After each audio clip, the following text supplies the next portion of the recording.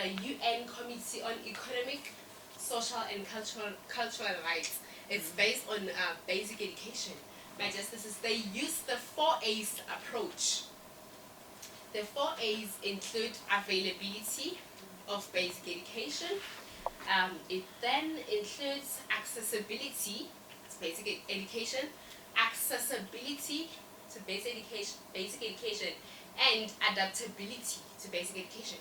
I'd like the court to focus mainly on accessibility to basic education, my justices, availability, I beg your pardon, on basic education. And availability to basic education includes infrastructure, my justices.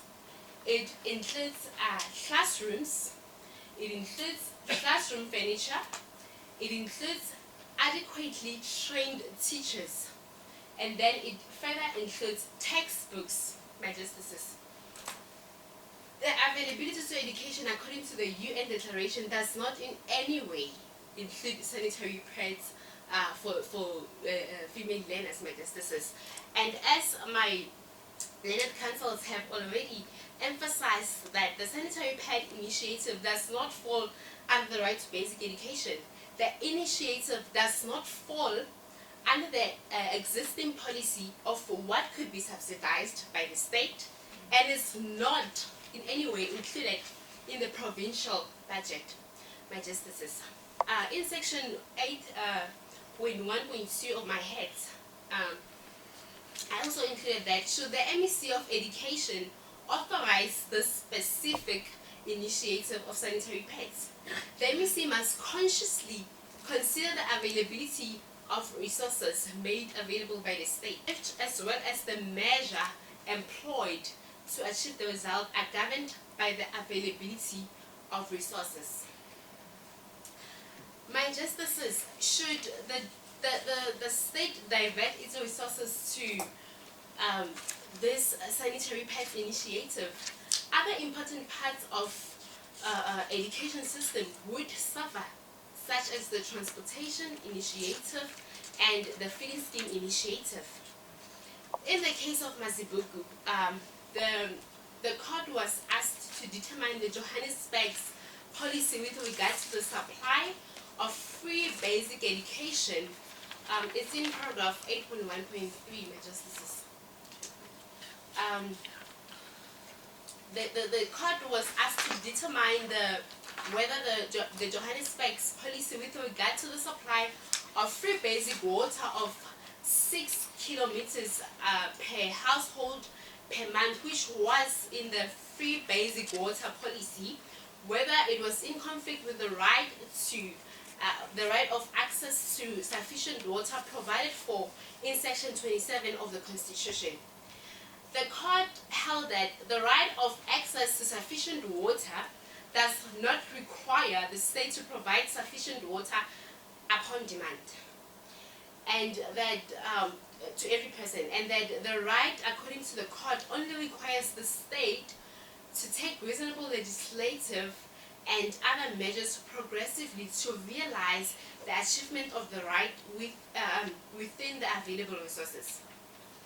My justices, it seems as if my learned friends here are contradicting themselves and are also contradicting the court, because in their submission, the written submission in paragraph 6, they have stated their argument is based on further education.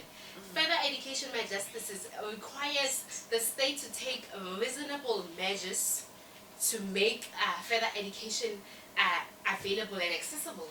And then they further, in their arguments in 6.3 of the paragraph 6.3, say that the state must realize this right immediately. But justice, I think our learned friends are contradicting the court, because it seems like they don't know what they want. It's either this right will be realized immediately, or the state will have to take reasonable measures to realize the specific right. But we submit that the state cannot realize this right immediately. As we have mentioned before, that this initiative does not fall under the right to basic education. And we have to look at what the budget provided for by the provincial. We need to take we need to look at what the provincial legislature says about the funds provided for to the schools. The budget is not provided for mainly by the MEC of Education, but the provincial legislature, the justices.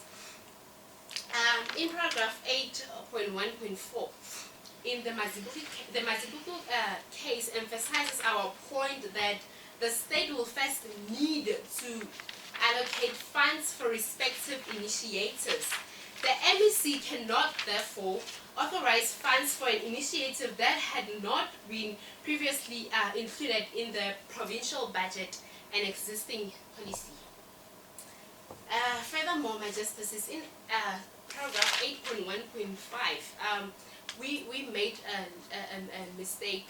We'd like to apologize to the court. This sentence in 8.1.5 is actually a heading to 8.1.6. That says that the limitation of the right to have access to sanitary pads for female learners in public schools and the jurisprudence of progressive realization. That's what we're looking at right now, my justices. Section 36 of our Constitution provides for the limitation of rights. It states in Section 1 that the rights in the Bill of Rights may be limited only in a reasonable and justifiable manner. It's in paragraph 8.1.6.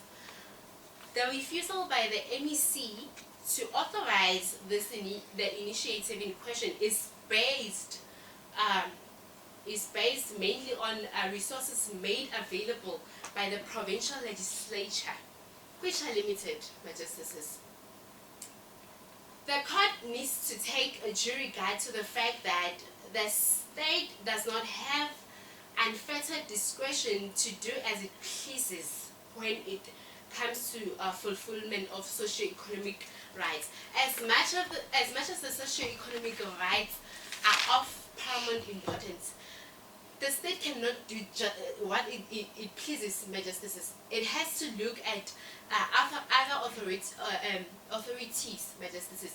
So here, our argument is based on Section 12 of the South African Schools Act, my justices.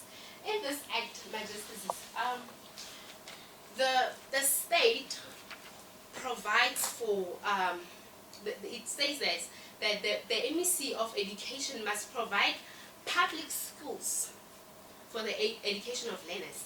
And out of funds appropriated for this purpose by the provincial legislature. So the powers of the MEC are mainly based on the provincial legislature, my justices. And it is common cause that the MEC has already done its job, my justices. Who are you representing? The minister. The The minister.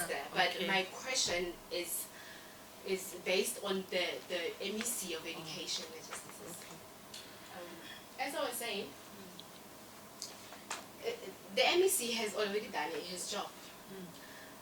He has already provided schools for learners in order for their rights to fulfillment education. of his Section 12 mandate. Yes, my justice. And then one other thing is that the Section 12 covers that the schools have to be provided for, my justice, by the MEC, and then it then further provides that these schools must be funded from funds made available by the provincial legislature, my justices. So the powers of the MEC are based on what the provincial legislature includes. Can I just interrupt you? Yes, my justice. If I'm listening to you, I almost hear you saying that the applicant should have instead challenged the policy or the budget allocation from the legislature instead of enforcing this right as the provision of sanitary pads under the right to education. Okay, my justice, I understand the question. Thank you. My justice, my question is based on, now it's based on budgetary constraints. No, I know. I'm just asking you. Yes, Majesty, that Would you say, instead of saying the provision of sanitary pads falls under right to education, the applicant should rather have reviewed or should rather have challenged the policy itself? that's not what I'm saying, Majesty. I know that's not what you're saying, but I'm asking you. Okay. I'm asking a question. Okay, Majesty. Yes. My argument is based on the budgetary constraints. Yes. But we need to look at the right to basic education, Yes. Majesty. As we have already mentioned, that the sanitary pads initiative does not fall under this right, Majesty. So I'm assuming, should the MEC authorize this fund, the fact that the budget is constrained, it would be self-defeating for the MEC to authorize this initiative only for the female learners in the Providence Hope High School. The state already has limited resources, and this will mean that the national and the provincial policy will have to be authorized for all learners across the nation to be provided for with sanitary pads. So it would be self-defeating, Majesties, to provide only for the female learners in the Providence Hope High School only, Majesties. And due to budgetary constraints, the state cannot provide for each and every female learner, Majesties, with sanitary pads because the right of equality must be promoted, Majesties, and taking into consideration the budget that we are focused on, Majesties, providing sanitary pads to all female learners, Majesties, will cause an unbearable burden on the state, Majesties. But this is a small school, isn't it? This school is in the rural areas. It was a missionary school. I mean, how much would it cost you to provide 50 sanitary pads a month? Majesties, 500 rand. my argument is promoting all the female learners. I'm mainly focused on all the female learners across the nation because it would be self-defeating for only to provide sanitary pads for 50 learners in the Providence High School. It has to be a provincial policy or a national policy. That's the promotion of equality, Majesties.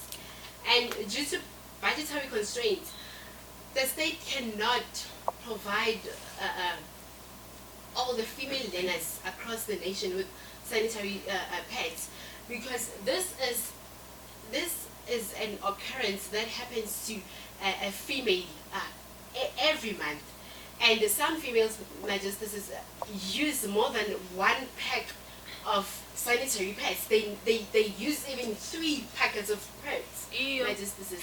So, Majesties, this would cause an unbearable. Okay. Thank you, Ms. burden Mati. You've made your point. on the state. So if you use 3 pads, you are prejudiced too much. Majesties, that's a lot. That's a lot. So you must suffer. Yeah. Not that you must suffer, but looking at the budget, Majesties, it's not going to be possible. And we also need to consider the fact that this budget only includes what is subsidized under the right to basic education. Majesties.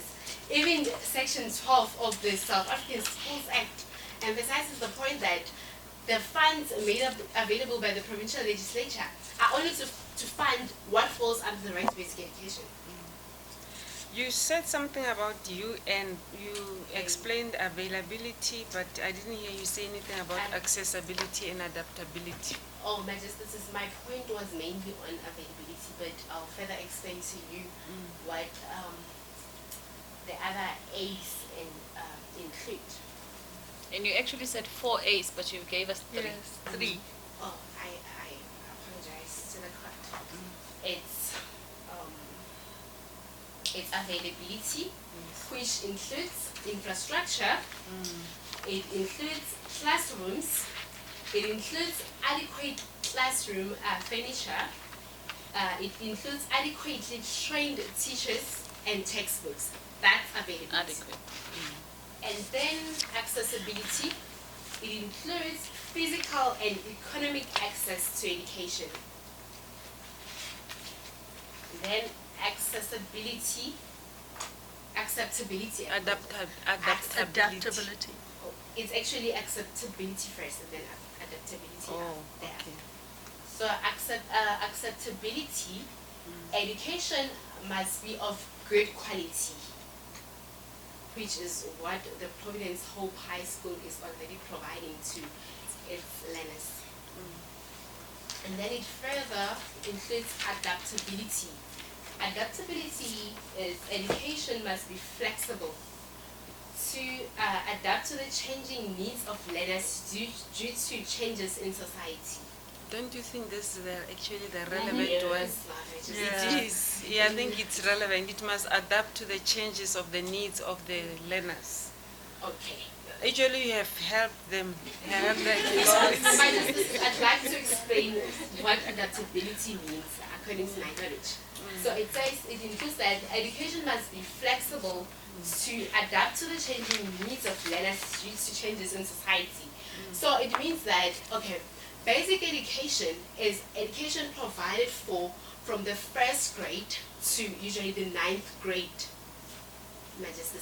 So it means that a child has to get basic education from his or her 7th year to the 15th year.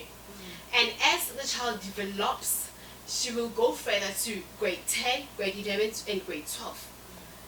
That, according to my knowledge, is flexible, my justices, and it also provides for the changing circumstances of the society. Meaning physical changes of learners and their biological changes. My justices, I don't think the biological changes is included in the right of basic education. And then there's further education. That further education is provided for post-matric, my justices.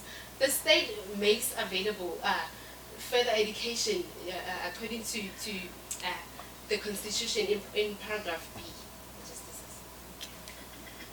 If you have any further questions. And the question of costs, the applicant says you must pay costs. Okay. What do you have to say about that? My justices, about cost, my justices, we need to look at the BioWatch principle, my justices. I apologize to the court.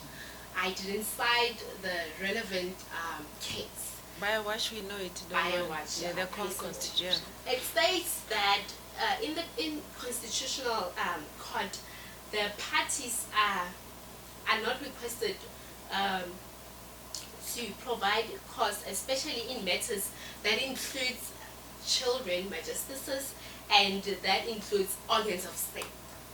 Actually, BioWatch says if an applicant is pursuing a constitutional issue, then the court shouldn't order cost against the applicant. And you are the organ of state. Actually, the organ of state is the one who must pay. That's why, again, BioWatch, you have helped them with BioWatch. Okay. But no, now continue with your submission. Yeah, we now our argument is based on the best interests of the learners, my justices, and in our prayers on page 15, my justices, we had submitted that this has to be party-to-party costs. But as you have already mentioned, that if the case includes organs of state, Constitutional litigation, and the constitutionality, my justices, of the child's best interest, my justices, we will then have to bear costs, my justices, if the court pleases. It's not about if this court pleases. I mean, on Justice Tati's interaction with you, you were the one who mentioned BioWatch. Yes. And the principle of costs here are the BioWatch cases. So in you correctly mentioned rely on BioWatch for your submissions, but in your head you are agreeing with Justice Tsatsi that if an applicant is this is a constitutional litigation, an indigent applicant cannot be made to bear the cost. So if you agree with Justice Tsatsi that BioWatch doesn't help you but it helps the applicant, it means, are you now withdrawing your party and party costs, your costs at all? Actually. My Justice, can I please? Oh yeah, sure. Okay. Yeah.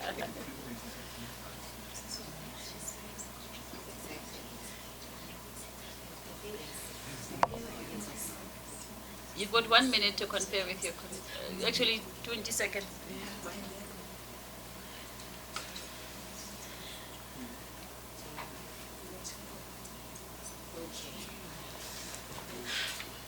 This is the court. I have consulted with my counsels here, and we agree that this has to be a party-to-party cost.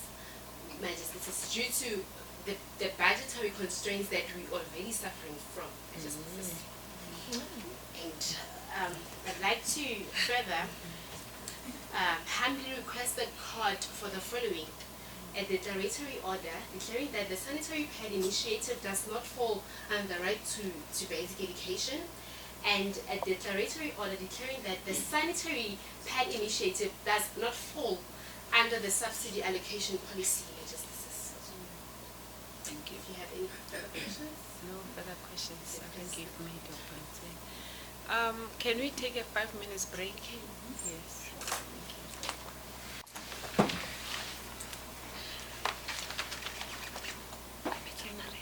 Oh.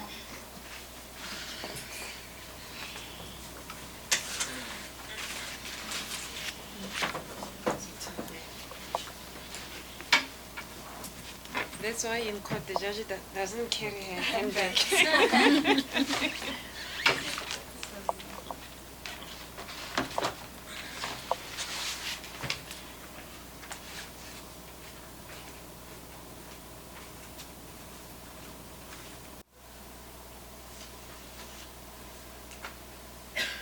All rise.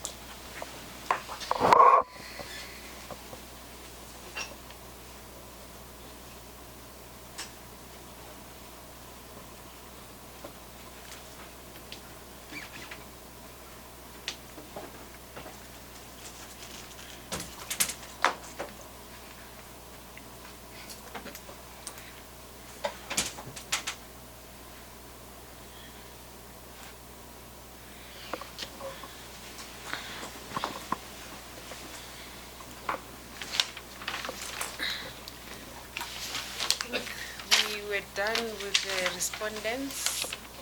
Should we just allow the answers and the applicants will reply? Is it pleases the court? I am Catherine Makaya and I am the senior counsel. To my left is Nonkululeko Chaudhry, who shall be the junior counsel in our case. We together come as representatives of Abantwana Community Center, and we represent the best interest of the child. And your name, Counsel? Catherine Makaya. Proceed.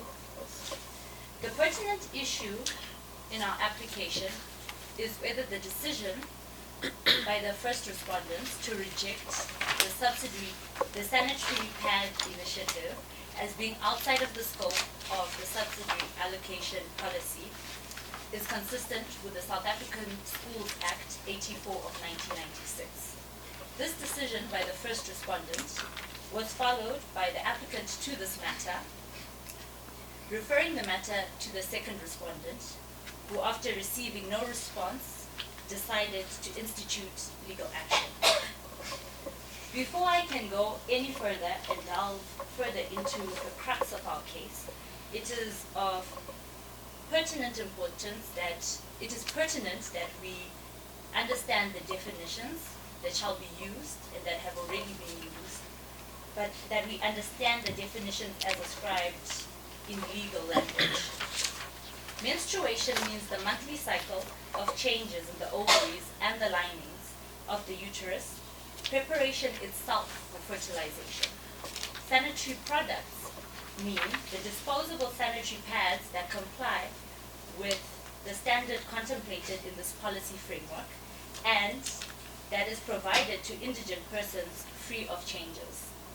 Sanitary dignity means the preservation and maintenance of the self-esteem of any indigent woman or girl, especially during menstruation. Lastly, a child is identified as any person under the age of 18. Abantwana Community Center, as amicus curiae, represents the best interests of the child and agrees with the applicant that the decision by both the first and second respondent, but mainly by the first respondent to reject our sanitary pad initiative, was not within the best interest of the child. The parties to the case present different arguments that led to their actions that bring us here today. As I stand before the Honorable Court, it is important that we understand that the respondent's focus was that the compliance of the sanitary pad initiative to the subsidy allocation policy was non-existent. So these particular circumstances raise concerns of inequality, indignity, and discrimination of children, specifically female children, who we represent as Abantwa Community Center. The applicant's concern, on the other hand, is the negative effect which the actions taken by the first respondent to reject the initiative will have on female learners in questions and the school. All negative repercussions, all of which will be negative repercussions on the South African schooling system, because absenteeism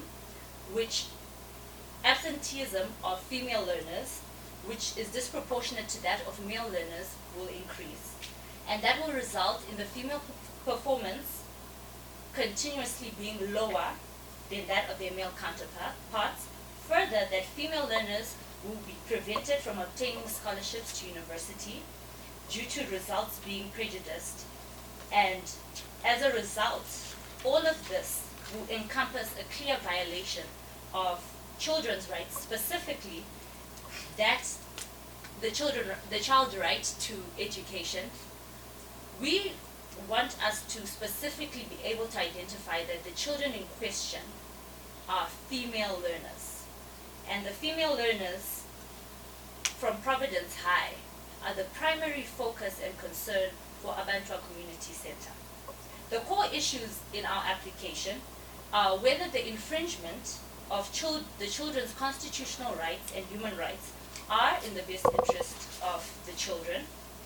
Secondly, whether the respondents have the duty to act in the best interest and whether that duty extends ensuring that the subsidy allocation policy achieves that. And finally, whether the exclusion of the sanitary pad initiative from the subsidy allocation policy passes constitution muster. When looking into the best interest of the child, it is important for us to begin with our first inquiry. That inquiry being whether the infringement of the child's constitutional rights and human rights under our law are in the best interest of the child. We take, for instance, the right to dignity.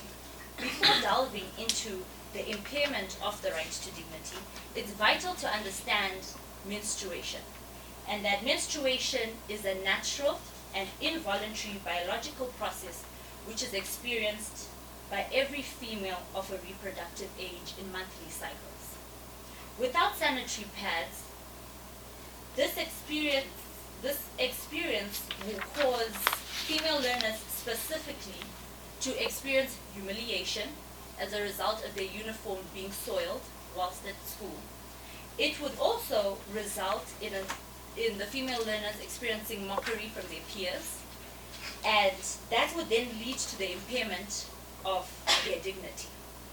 Education is meant to be directed to the full development of human personality and strengthening of respect. This we get from our human rights and the fundamental freedoms that are encompassed within the ambit of the Constitution. Human dignity and the achievement of equality are fundamental values of our Constitution. The respondent's duty is to enable these female learners, as well as all female learners, the ability to manage their menstruation with the essential sanitary dignity required, which derives its authority from Section 10 of the Constitution. Inflicting on any person or persons conditions which are incompatible with the dignity by omitting to act creates a limitation which impairs the equality of children of the opposite sexes and disregards the right of female learners to exercise their right to equality and to access education, thus making it prejudicial. Additionally, the aforementioned contravention by both respondents further discriminates female indigent learners of the applicant on the grounds of rural origin. We use rural origin in our argument because we have to look at the background of the learners. The background of the learners plays a pivotal role in us making sure that we serve the best interests of the learners. Our female learners come from a rural community, and within that community, they receive education. Within that community, there is an impoverished background which disenables these female learners to access sanitary pads. We now want to focus on the nature of the right to basic education. The law of general application specifically states whether there is a right or whether there is not a right. This therefore means that should there be no existing legislation or policy that explicitly states that the sanitary pad initiative is not within the subsidy allocation policy or holds no constitutional muster to be protected or provided for under the subsidy allocation policy, then there is no right which exists. Therefore, Section 36 of the Constitution is inapplicable. Further and above, it's important for us to understand that for every right, there is a corresponding duty. That corresponding duty can either be a positive duty, or a negative duty. And in that, a right has a qualification or an unqualification. The importance of the specificity and articulation of this is that should there be a qualification, there automatically is a positive duty, which can be progressively realized through the incremental steps taken by the state. Whereas if there is no qualification, the implication on the right is that there is a negative duty and the right is immediately realizable. Although the right to basic education doesn't prescribe a positive duty on the respondents, it does imply a corresponding negative duty on the respondents to not deprive any child or group of children the right to basic education. However, when looking at the child support grant policy, we realize that it's similar in nature and in principle to the sanitary pad initiative. How, one may ask? Well, the nature of the child grant is that there is a monthly reoccurring need which is subsidized by the government on a month-to-month basis. You're referring now to the social grant? Correct. And the application of how it serves as relevant grounds for us to make what appears to be a negative right, to actually use that qualification as one that could qualify the sanitary pad initiative as a right with a positive duty. So, the nature being similar with the reoccurring need, which is subsidized by the government on a month-to-month basis for the child social grant, is actually very similar to that of the sanitary pad initiative, because menstruation is an involuntary process which occurs from a month-to-month basis. And the grant is qualified by a fixed monthly subsidy allocation. The subsidy allocation which Justice Tati mentioned, she had just given a vague example to just explain her point. She mentioned 1,000. In actuality, it's actually 410 as of 2018. 410 rands only. So, the grant... Oh, my apologies. 1,000 maybe is for old age. Yes. For old I'm sorry, I'm confusing the two. So for social grant is 400. 410. It was 410, but as of this year, it's now very little. 410 rands. Oh, the respondent really 400. How can you buy 400? Because I thought it was 100. I'm thinking of old age. Oh, yeah, pension. Yeah. Old age pension is 410 1,000. rands only, yeah. Okay. Yeah. So there are requirements, or for lack of a better word, requirements. But in actuality, those requirements are actually qualifications. So to the extent that a child social grant has qualifications, that of which are so similar when mirrored to the sanitary pad initiative, we then come and put before the court that should we not recognize the sanitary pad initiative as a right which has a positive duty, therefore propelling the Honorable Court to ensure that the respondents take reasonable measures to progressively realize the interest of the child in question. So when delving further into the qualification, we also find out that the child social grant, there is a requirement that the child should come from an impoverished background. That which we've already established is the case with our female learners, as they come from a rural community.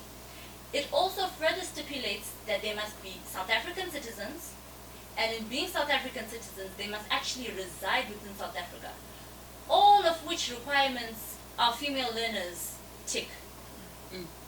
So to the extent that, in principle, the child social grant, which is subsidized on a month-to-month basis by the same government, which we come before and we appeal to and request that our sanitary pad initiative also be considered and be in justice to not only the children of South Africa, all of them, but specifically the female children.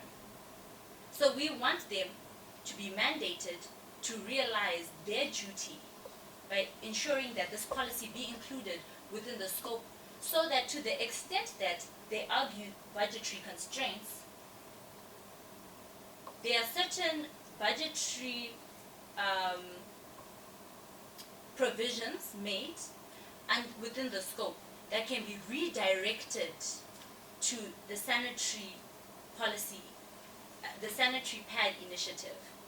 To the extent that we do not give this initiative a chance to be on the same ground as all the other policies and all the other subsidized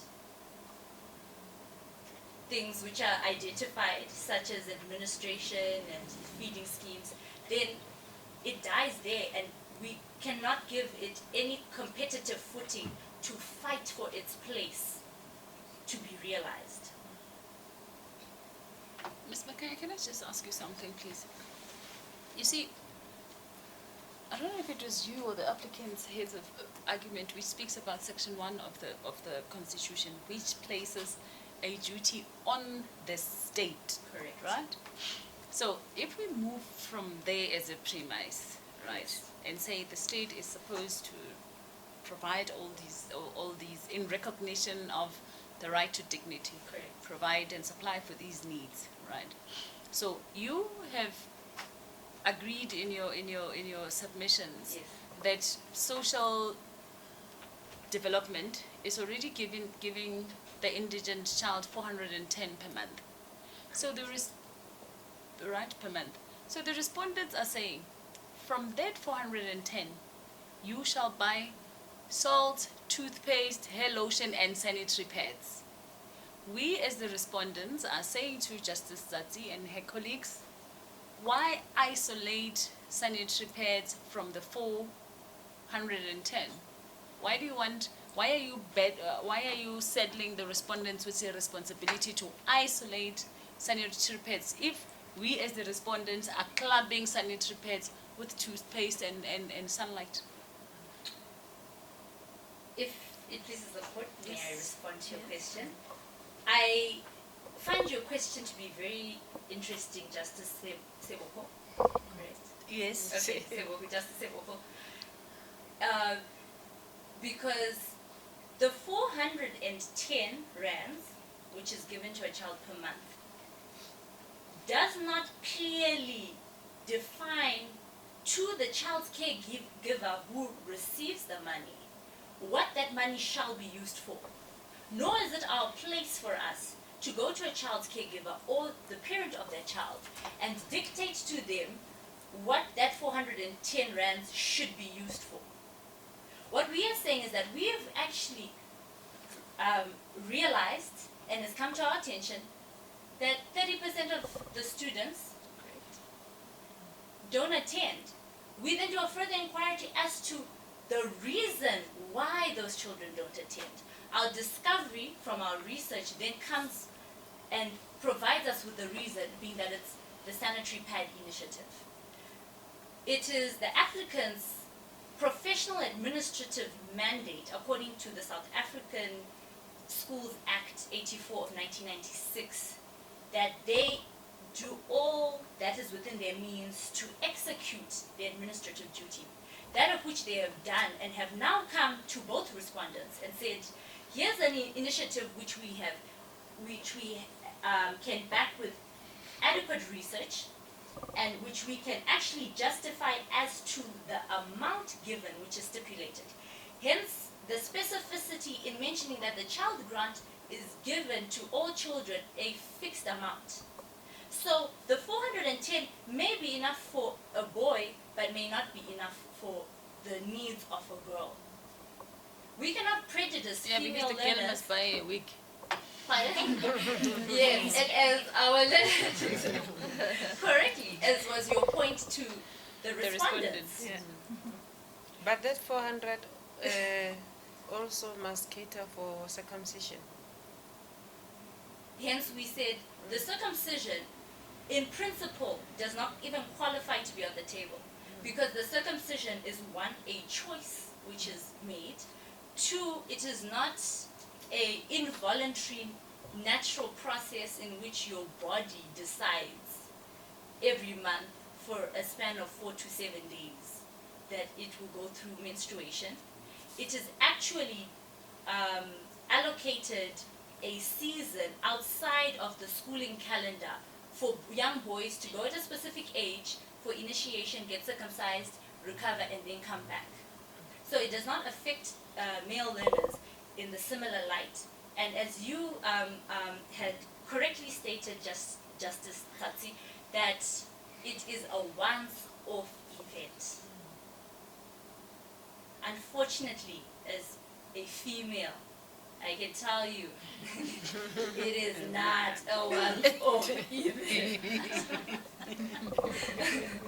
If it pleases the court, may I proceed? Yes. Okay. We now look into the right to equality and education. On one hand, everyone is equal before the law. This right includes that the state promotes the achievement of equality through legislative and other measures designed to protect and advance persons disadvantaged by unfair discrimination. The grounds upon which unfair discrimination can occur, but are not limited to, are sex and social origin. The right to equality can be limited directly, that meaning that the outright infringement of a protected right will be in existence, and or indirectly, which would mean that the action or rule seems permissible at face value. However, the effect of the rule or action leads to the infringement of a protected right.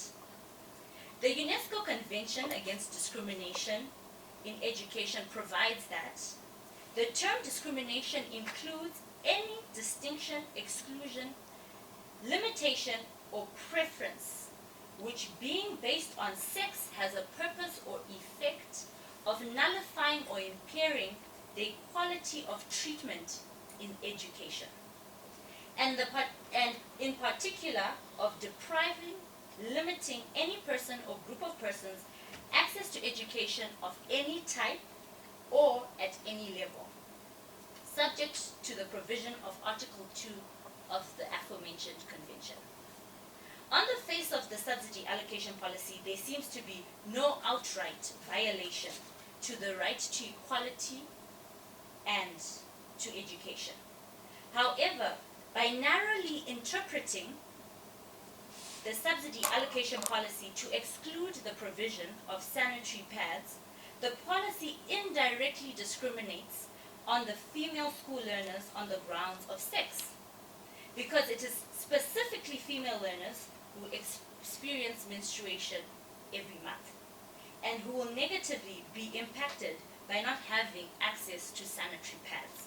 The lack of access to sanitary pads infringes the female learners' right to education because absenteeism will subsist and compromise only female learners and exclude them from being eligible for scholarships for further study. The overall effect of this is that female learners end up receiving education of an inferior standard, as opposed to their male counterparts who perform at an average that is 15% better than them, because the male students are not affected by this dilemma. These are my final submissions. Should it please the courts, I am open to any questions before handing it over to my very learned junior counsel. No questions from me. Thank you. No Ms. Mkhaya. questions.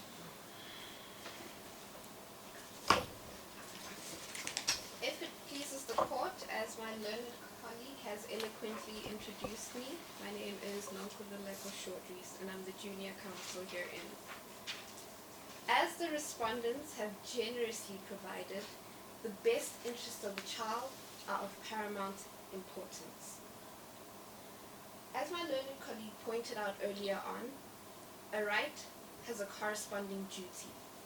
Even though the right to education in section 29(1)(a) of the Constitution does not explicitly state a duty, the Child's Act in section 6(1)(a) states as follows: in all actions and decisions concerning the child, we must respect, protect, promote, and fulfill the children's rights as set out in the Bill of Rights and the best interest of the child standard.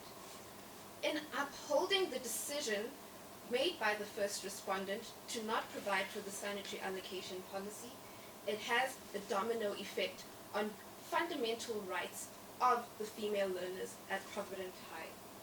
Firstly, it compromises the right to education because it perpetuates the absenteeism that's being caused by the absence of such an initiative, which the principal, in discharging his administrative duty, has showed that it is prominent and relevant to address this need. Secondly, the absenteeism is skewed to the female learners, thus creating a discriminatory effect on the female learners on the basis of sex. Furthermore, this consequently affects the dignity of the female learners because they, due to this, perform at a lower rate than their male counterparts and it has a further effect in that they are potentially denied opportunities such as scholarships, which enable them to be competitive in the employment market.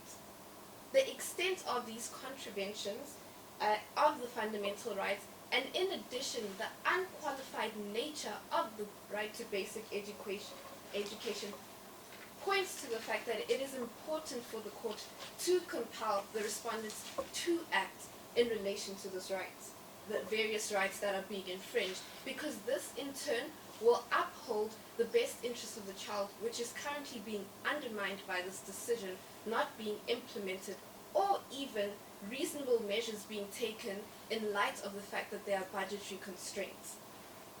Going to the constitutionality of the limitation of all these various rights that have been limited, what my learned colleague pointed out is that the law of general application stipulates whether there is a right, or whether that right shouldn't be implemented, most probably because it doesn't pass constitutional muster.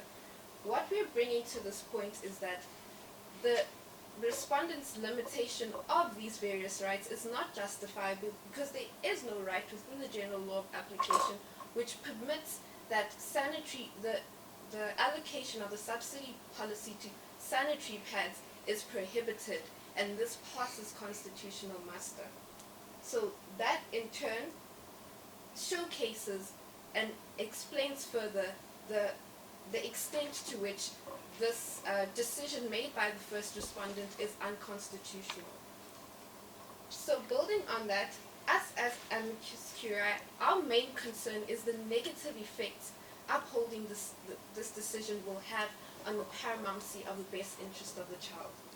Furthermore, firstly, it would perpetuate the absenteeism, thus imposing on the female learners to be subjected to an education of an inferior quality.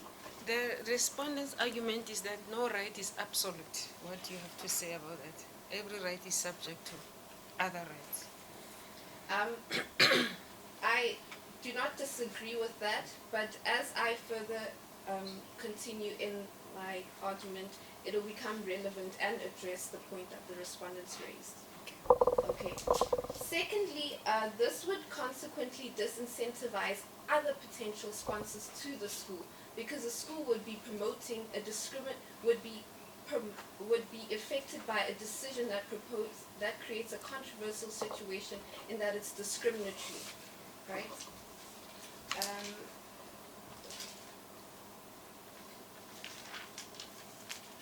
Thirdly, this will later cause an economic crisis in that the female learners' ability to compete against their male counterparts in the employment sphere will be undermined, because they were prejudiced by this policy earlier on in their education. All of these negative effects are not in the best interest of the child.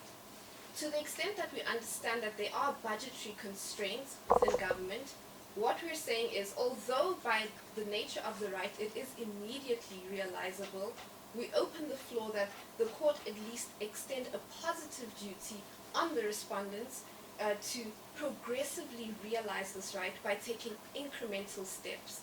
The principal herein, using the example of his own school, he managed to get a subsidy from the National Commission's lottery in order to get a bus for the school, right? To that extent, the government too can assist the principal in realizing this initiative by firstly joining arms with other organizations such as NGOs and businesses which the school wouldn't necessarily have access to, being that they're in a rural community, in order to facilitate in funding this initiative. And furthermore, also extending the subsidiary allocation policy to enable the sanitary pad initiative to be included in consideration to compete for resources, because it fundamentally, in this situation, addresses an educational need, which is the compulsory attendance of the student learners, which is mandated by the Schools Act.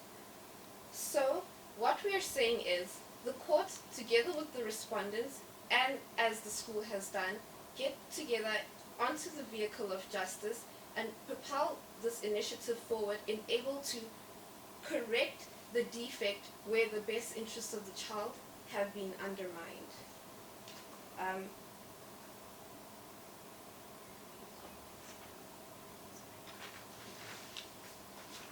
Okay, so to this extent, we ask that the court firstly make an order declaring that the subsidiary allocation policy is unconstitutional. This is on page 10 of the main heads.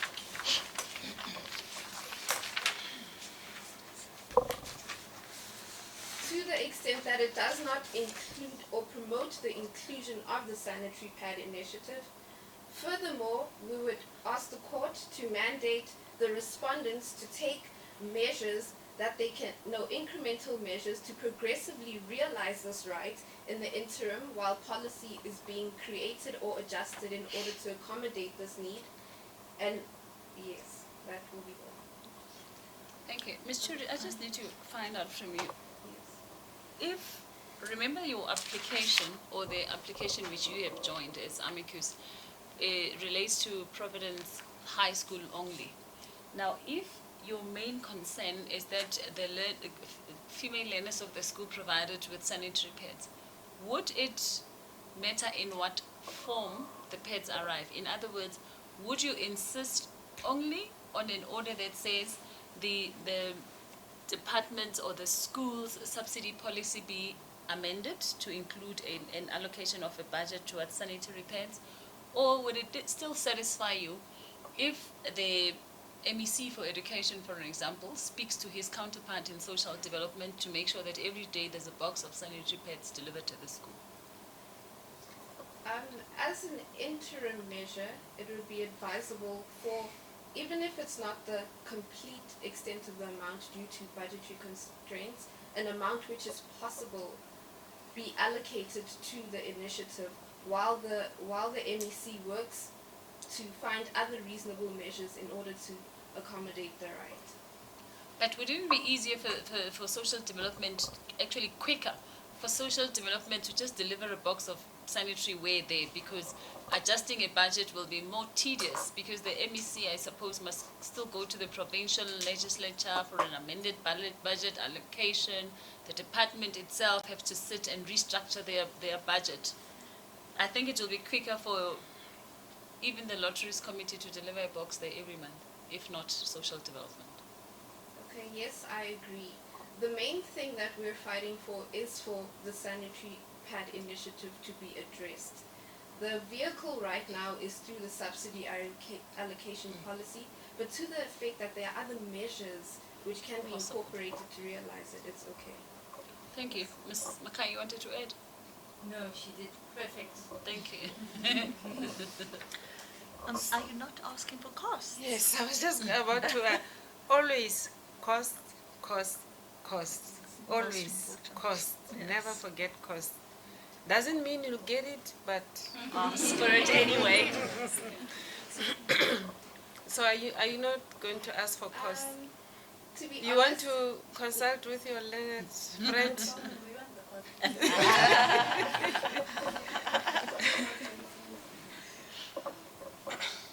okay, may I please consult with my learned friend? Okay. Remember your amicus as you take the instruction. Remember that you are amicus curiae, you're not an applicant or a respondent. Yeah.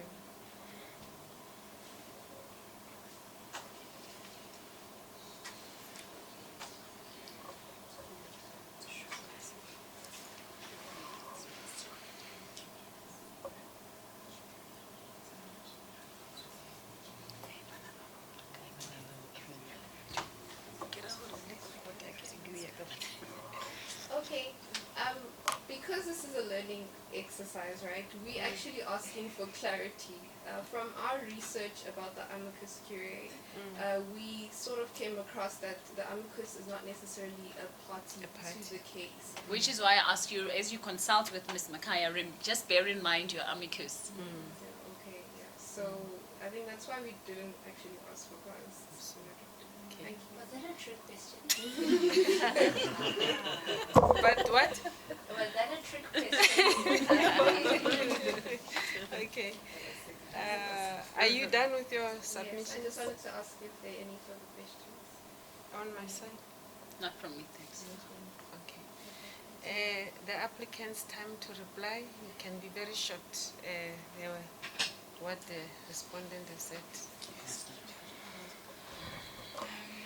My Justices, I would just like to begin by just highlighting a few things as we've been hearing my learned colleagues' submissions, and I will also afford my co-counsel to submit where I have perhaps omitted. In the first instance, I think I'd like to address two perhaps more administrative related points. And first, I refer to the applicant's heads of argument, in particular paragraph 6.1, which my learned colleagues for the respondents did mention, cited section 29(1)(b), which is correct.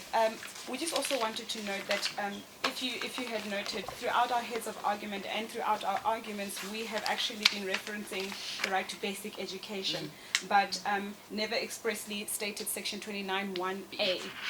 So B was noted in the latter part of our heads of argument, but we never really expressly said 29(1)(a) in the first half of our arguments. So just to note, and I don't know if it comes through the form of a condemnation or a withdrawal, but just to note that in our heads throughout, we have been citing the right to basic education. That is the premise for which we were making submissions with specific reference to the MSC's obligations thereto. And that there was a further point noted in our heads that obviously the right is twofold, but the basis and the premise of this argument is on the section 29(1)(a), just as a starting point.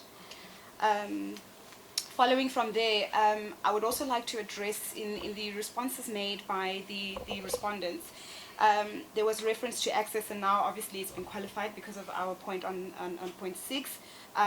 Again, section 29(1)(a) in particular doesn't prescribe or say that the state or that everyone has the right to access of basic education, but in fact the right to basic education, which as amicus so rightly put forward, is something that is immediately realizable and which was highlighted in our arguments, and that is the premise on which we are bringing this application against the MEC, in particular of education. Further, Your Worship, I'm not sure if this was something that was noted by the court, but we would like to also, we noted it in the arguments made by the respondent. In particular, I think it's at paragraph 5.1.3 of the respondent's heads of arguments. The senior counsel for the respondents referred to the Department of Health in making their submissions. Your Worship, throughout their heads of argument, I hadn't noted reference to the Department of Health, only that of Social Development. But there was quite a reliance in his arguments on the mandate, or rather the fact that we should have, or the applicants should have brought an application or included the Department of Health. I don't know if that means that they're supplemented heads that we did not receive, but I don't see that in their heads of argument, and so I'm not sure if the court will consider this also in making final judgment. But So that you're was saying they're arguing from the bar? essentially, my Justice, yeah, that's what it appears. We didn't see it in the head, so that's why I'm saying we don't know if there was a supplemented heads of argument, but it seemed as if what was presented and what's in the heads are not correlating on that particular point. Your Worship, I'd also like to, my Justices rather, I'd like to also refer you to the points made in their responses on legality and administrative powers of the MEC. Even the case law cited refers a lot to administrative appointments made by the MEC. Our submission here, Your Worship, is that this is not what we are dealing with today. We're not dealing with the administrative powers of the MEC in respect to making appointments. We are dealing with the administrative powers of the MEC essentially to enforce policies that exist. And part of our submission, we did say that an interpretation of this policy and of Section 29 that excludes the initiative would be unconstitutional. And so our submission is that it does in fact fall within the policy because it serves an educational purpose. So just as a noting point there, that it appeared in their submissions that we're dealing with legalities and administrative powers, but in fact here we're dealing with a policy that's already existing. It is in force, it is in law. We're just saying that it does include the initiative on the basis of human dignity and equality as per Section 29. Your Worship, my Justices, further, we did also mention that the right to education is a key socioeconomic right. And so therefore, the right does impact accessibility, which they pointed out in their arguments, but has a direct impact on poverty. Amicus already pointed out that we're talking about learners who are in a rural environment.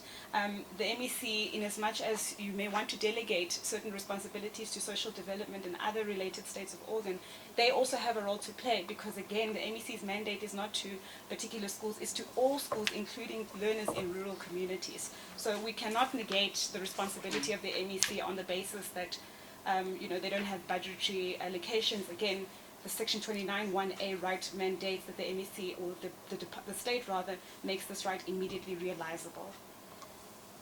Further, I think Amicus also pointed to this as the positive obligation constitutionally to make this right realizable, and that I don't need to expand on. I think they've rightfully pointed out. We're just reiterating that that's our position and our submission. Sorry, if I may just interrupt you there. On that same point, the respondents are saying the MEC and the minister's duty is to provide, okay, the first distinction is the right to education and the accessibility issue. Yes. And they are saying what you were complaining about, the issue of absenteeism resultant upon lack of sanitary wear, is a question of, relates to accessibility. And for that you can go to social development. Well, respectfully, Justice, if I could respond to that, we disagree with that. And again, as I've said, whilst paragraph 6.1 in our heads does refer to further education, our submissions throughout the entire course of the court session today has been on the right to basic education. There is no need there to discuss accessibility. That is not the concern particular to basic education. More importantly, it is the immediately realizable nature of that, or at least the duty placed on the MEC to immediately realize that. So accessibility is not of primary concern to the applicants, because again, we're relying on the basic education right here. If I may proceed? Yes, sure. We also noted in the responses made by the by counsel for the respondents, and I think it was also mentioned at paragraph 6.1.4 of their heads of argument, that the MEC, they conceded the MEC cannot exclusively reject the policy. Your wish, my justices, in this case, we're just wanting to confirm that the respondents do also confirm our points, that in fact the MEC cannot reject the decision to include the policy, the initiative into the subsidy allocation policy. It seemed like it was basically a confirmation of the points already made by the applicants. Okay. The last point, my justices, that we would like to make also here is that it seems that in the heads of argument of the respondents, and including in their arguments, there was quite a reliance on the negative duty placed on them, which is essentially that unless they have a budgetary allocation for it, there's not much they can do. I think it is erring, it's an error on their part also, because again, there is a positive duty here. The MEC is empowered to make certain decisions with regards to education and educational purposes, and we have not seen in their responses an adequate sort of justification or explanation as to those aspects of their duties, and therefore really infringing on the Section 28. If it pleases the court, my ladies, I'll be short, just to address a few of the respondents' contentions as well. The respondents contend that the MEC would have to fund the entire province should they allocate... Actually, nation. They said nation, in fact, should the MEC allocate a budget for the school. As the applicants, we do also put it forward that not all schools are in lack, not all schools are poor, so that also needs to be taken into account, that other learners from other schools can in fact afford to buy their own sanitary products. And also just to allude on the preamble of the Constitution, where it says that this Constitution is adopted as the supreme law of the Republic, so as to heal the divisions of the past and establish a society based on democratic values, social justice, and fundamental human rights. And so we say, taking the nature of the environment in which these learners are in, it would not be fair to say that the MEC would then now have to provide an allocation to all schools in the nation. Secondly, the respondents also contend that the feeding scheme and transportation initiative would suffer if the state were to divert its resources. However, we also put it forward as the applicants that we cannot prioritize the two over the sanitary pad initiative, as all of these factors contribute to the best interests of the child. So everything should be taken in consideration, and not to just say, but we're going to prioritize transportation, we're going to prioritize feeding scheme, but we're going to neglect the sanitary pad initiative. And also, we also noted that in the respondents' heads of argument, they did state that the initiative is of a discriminatory nature, in the sense that a large amount of the school budget would be directed to cover for a social need, which is just for female learners. And as the applicant, we also put it forward that there wouldn't be a discrimination in this regard, as male learners wouldn't necessarily be discriminated on any grounds. They already have what they need. Now we're also addressing just the issue of female learners who cannot afford sanitary pads. So it would be an error for the respondents to put it forward to say males are also being discriminated, unless males also need sanitary pads. But but there isn't such a thing, and so we can't say there has been a discrimination on this. But and that concludes my rebuttals. If there are any questions from my ladies. Not from me, Sivu. Thank you. If it pleases the court, I actually have no further submissions. Thank you very much. Okay, thank you all the respondents, the applicants, and the amicus for all your hard work and presentations. So the court will adjourn now so that we deliberate for 5 Yes. I don't know, lunch is served. Yeah, maybe 15 minutes. Abigail?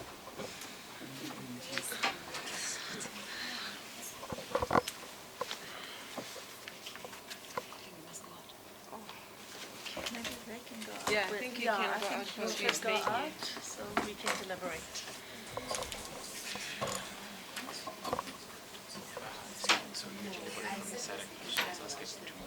Yes, please. Yeah.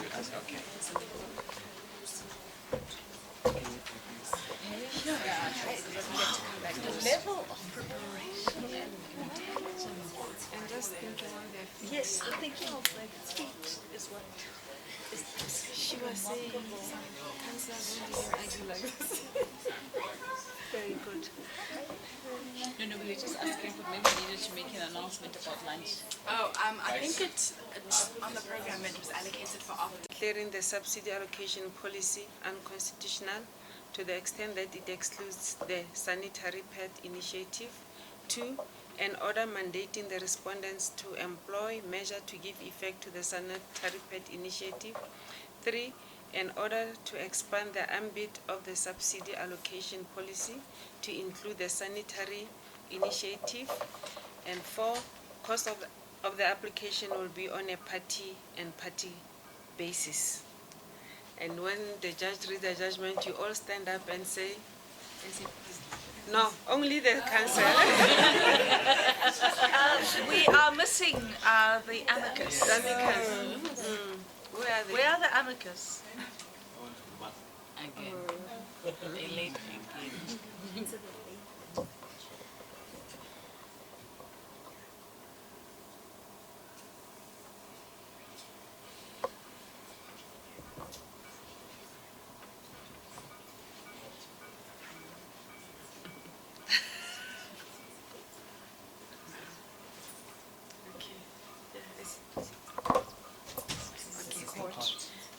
Then we can sit down.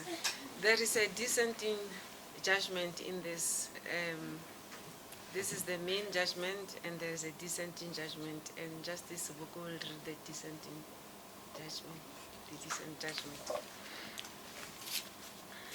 Section 12 of the Schools Act makes it clear that the responsibility of the state, Department of Education to be specific, is the provision of access to education. Sanitary pads are considered by applicants to be a healthcare services issue falling under the mandate of the health department.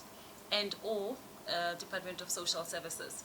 Respondent argued that any order directing respondent to provide sanitary pads would be an offense to the doctrine of separation of powers.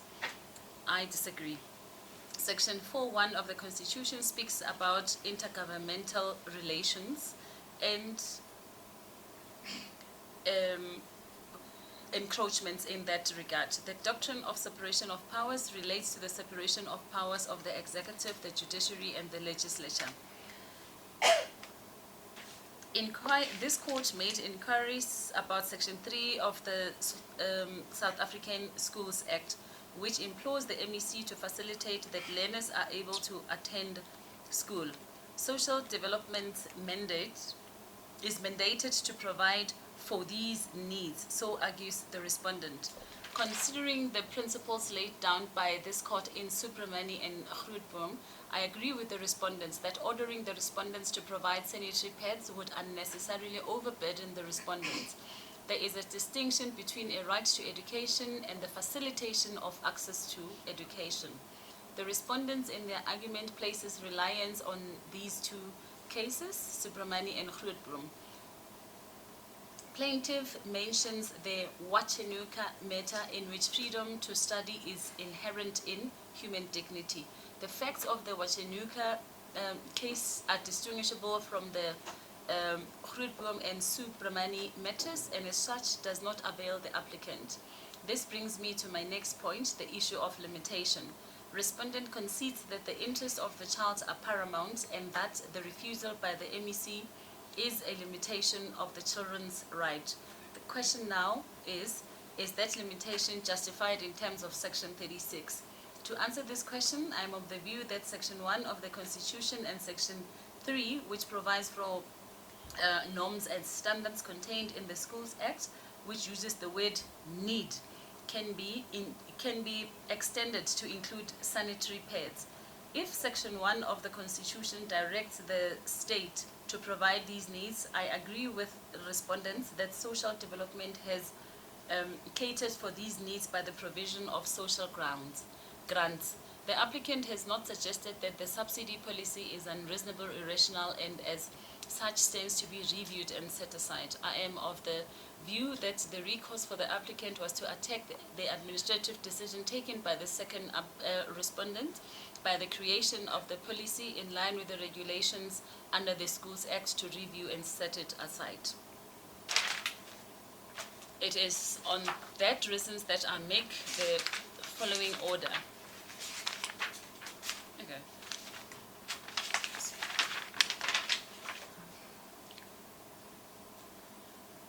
An order declaring that the sanitary pad initiative does not fall under the right to education, a declaratory order declaring that the sanitary pad initiative does not fall under the subsidy allocation policy.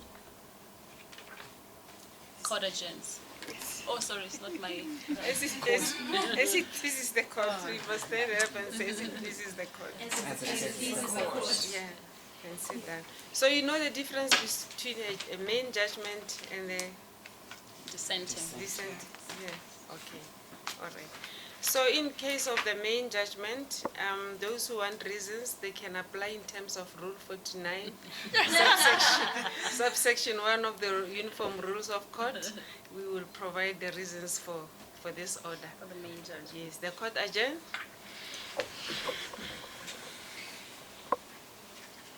Thank you. So what it means, therefore, is that the applicants are successful. Or at least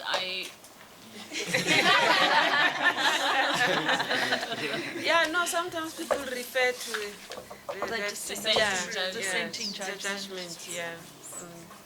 They quote it, so it's not like you have lost. No, but no, I must you say, have not lost. you guys, you impress me. I mean, some of the All of you. advocates don't even argue like you. All of you, you're so good. You're so passionate.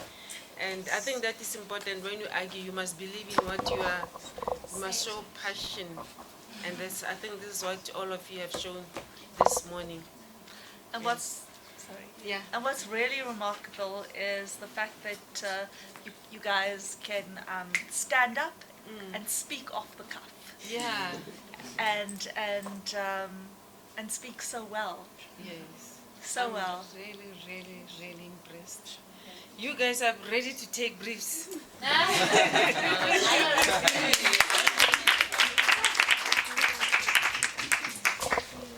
Thank you very much, guys. I think for me, really, what stood out are two things: the level of preparation and just the presentation. I was like, these people are practicing advocates already.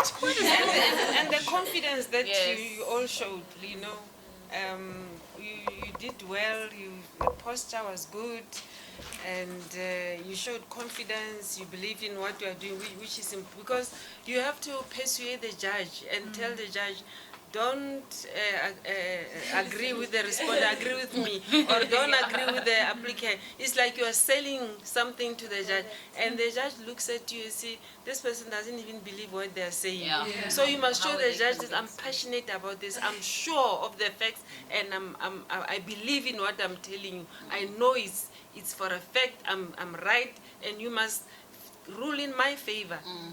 Yeah, but I mean,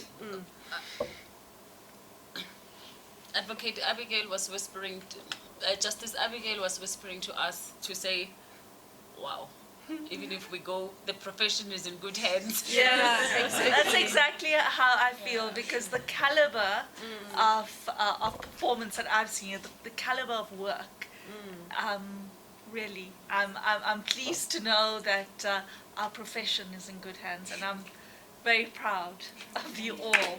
Well done. So if you are opponents, we must watch out. No, that's true. I actually was saying to my colleagues here, I'm in a matter where somebody's suing the MEC for education in Gauteng, and I act for the MEC. So I say to my colleagues, my head's already done. My heads are done. I mean, I look at all these cases you mentioned, and you know, I've been agonizing about the MLO case, and I'm like, Yes. okay, I will now read it within this context. And the judge is going to think, but when you are right.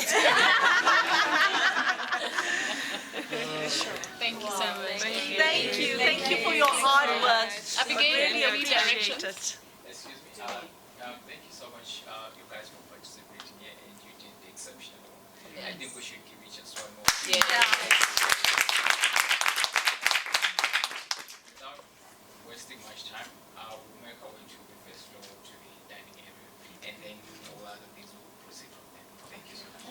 Thank you. Before everyone proceeds, if we can just have a special vote of thanks for the judges who gave up their time and effort and energy to make this day what it was. Thank you very much. Thank you. Thank you, everyone. Thank you.